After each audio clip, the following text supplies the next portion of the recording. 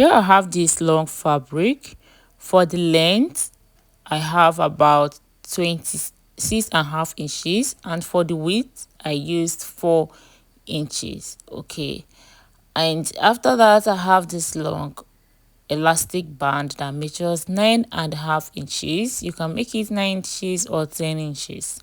So the first thing I want to go ahead and do is to fold this fabric to the right side, and at this edge I'll be leaving about 1 inch or 1.5 inches gap before starting to sew. So I'm starting from this point to sew at the edge. I'll be sewing with about half an inch.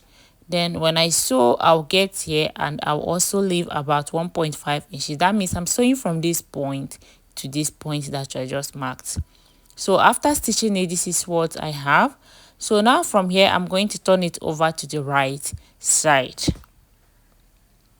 So flip it to the right side and go ahead and iron it. So after ironing it, this is what I have. So this point, we left a space here. I'm going to open it up this way.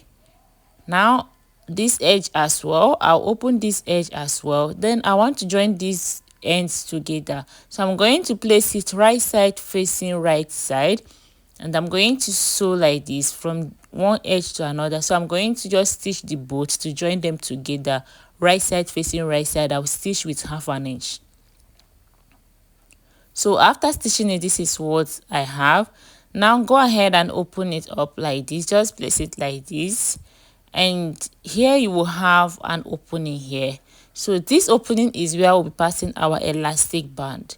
So the next thing I want to go ahead and do now is to pass my elastic band through that opening. So I'm just going to put it on something, then pass it through that opening till I get to this other end. So go ahead and pass your elastic. Make sure you keep shifting it while passing the elastic till you get to the opening from one edge to another. Okay,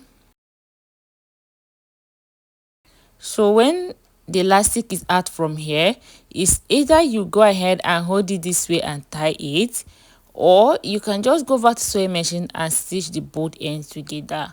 But as for me, I just like to tie it together. Tie it very tight, then put the elastic inside like this. Okay, so when you put it inside, what you do is to go ahead and top stitch on that opening. Just top stitch to close it up.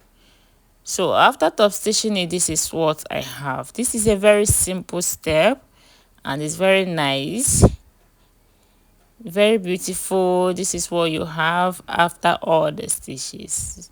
Okay, you can see how beautiful it is. You can make bigger ones, you can make smaller ones. You can just follow this step and also make any style you want. So please like the video. See you next time. Bye.